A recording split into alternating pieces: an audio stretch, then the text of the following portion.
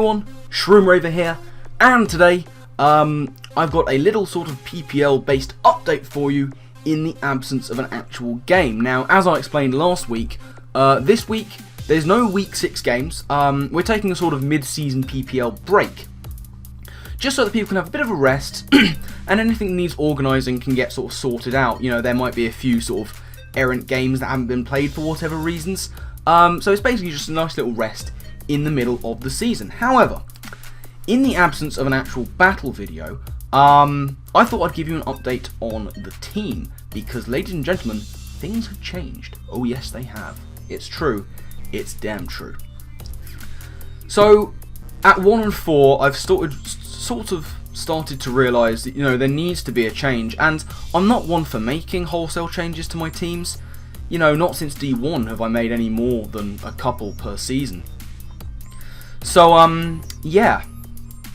I'm not one for making those big changes, but at this point, something's got to change. And I figure there are some team members that aren't maybe doing as much as I would like them to do. And there are some pretty cool mons that I wanted to get into the team in their place. Now, the rules as far as transfers go. We have 4 transfers per season, which we can make at any time up to about week 8, I think it is. And one of those can be a double pickup. So you can pick up 1 Pokemon, and once a season you can pick up 2, if that makes sense. Now, I have decided to use my double pickup this week, in preparation for week 6 onwards. Not saying I'm going to be using these Pokemon week 6. Might do, might not. Who can say? But yes, I've decided to drop 2 Pokemon and pick up 2 Pokemon. So, the Pokemon I've decided to drop, one of them just hasn't done what I want it to for the team, and one of them I'm very sad to see go. The first of those is going to be Vaporeon. Vaporeon, I brought to 3 games, it's gone 0-3. Now, you might remember in my draft analysis video when I took Vaporeon, I said it might be contentious, I said it might be controversial, because I've often said quite publicly, I don't rate Vaporeon in the format. I've never been able to use it very well in any case, let alone in the format, and using it for the 3 weeks I have has just cemented that view for me. I don't rate it in the format. It's not as bulky as you want it to be, I can almost guarantee you that. Its move pool is too shallow, and even so it struggles to fit all the moves it wants on its moveset. I picked it up more out of necessity for what I thought was good for the team, but I haven't been able to use it properly. I'm fully aware that in the right hands it probably could do wonders, but I don't see myself getting the most out of it. It's been a disappointment for me. So unfortunately, Neville the Vaporeon has left the team, along with Dragonair. Oh, I know, I'm sorry, I know. Trust me, I'm more upset about this than you are. Possibly unless you're Chase, because I know he wanted to see me do wonderful things with it. So did I. But realistically, Dragonair is not going to be coming probably to any of the rest of the matches if I kept it. And it just, oh, I'm sorry, I know, I'm sorry. But if this has a silver lining, we can say, despite the breakup of the cheapest Fairy Dragon Steel core of all time, Dragonair, I feel like this might be the first time it's ever been drafted in a league. Dragonair can leave the PPL, and possibly Draft League, with its head held high at 1-0. So there's that. It did a thing once. The thing it took out was Stuffle, but shush, it did a thing, it got a kill. That's the main thing.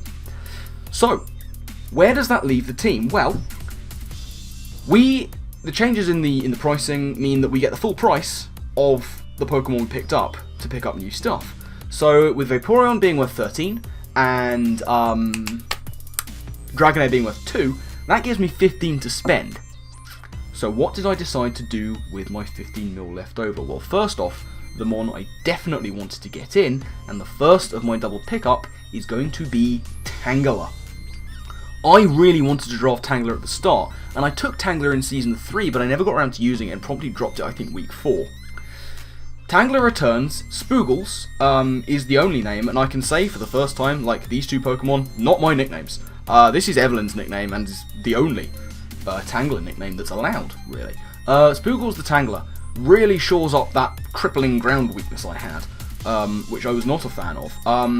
I just like it for its stupid bulk. Base 115 defense. 40 Spadef ain't great, but Eviolite's going to buff that just a wee bit. And my team is fairly specially bulky at the moment as it is, so I feel okay with it, and you'll see with my next pickup, we might be able to add to that.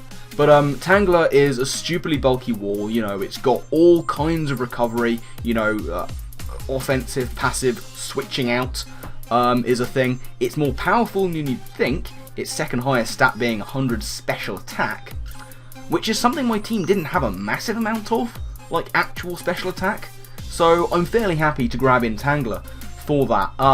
Tangler and the other mon I'm taking, by the way, there's a huge amount of threats coming up in the next sort of 4 to 5 to 6 weeks. That Tangler and this next mon, they do a fairly effective job taking them on, whether they're offensive or defensive. I'm coming up against a decent amount of powerful ground types, so Tangler's really going to help with that. As is the next mon on the team, and this is the one I'm very excited about. Tangler cost me 5, so I had 10 mil left to spend. I didn't spend it all. I spent 9 million on a Pokemon I'm really excited to use. Ladies and gentlemen, Araquanid. Yes, another name I can't claim credit for. It's the best Araquanid name ever. It's Fufu's name, Web and Flow. Beautiful, by the way. Yes, Araquanid.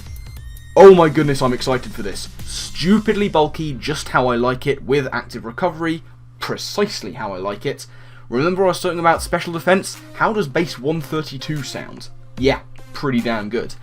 It's got one of the best abilities going in Water Bubble. It mitigates the ground weakness again. And with that Water Bubble and the water typing, it's not even that weak to fire. So it's not like I'm picking up a grass and a bug and it's like fire spam all over the place. Plus I have some decent answers to fire already. The flying issue, not so much of an issue. I wasn't dropping any resistances, I already have Zapdos and Morwolf to cover flying, so I think this double pickup is going to be great. Araquanid, as I say, that amazing ability, one of the most spammable move ability combos going in the form of Water Bubble Liquidation, and it's got all kinds of tricksy things. Araquanid is my kind of mon. Stupidly bulky, doesn't need to be quick, spammable moves, tricksy shenanigans, and offensive recovery. This is exactly the kind of mon I love, exactly the kind of mon I need on my team. So there we go, Araquanid and Tangler are in for Vaporeon and Dragonair. Let me know what you think of those transfers, let me know how you think they're going to do. I'm very excited to use them, I hope you're excited to see me use them. And yeah, that's pretty much going to wrap things up from this little update. So thank you all very much for watching, I do hope you've enjoyed. Next week we're going to see the game against Ellie and Accrington Stantler. It's going to be a doozy, so I hope you're hyped for that one. Hopefully we can try and pull ourselves up to 2 and 4 in that game, but that's a story for another time. So I'm getting out of here.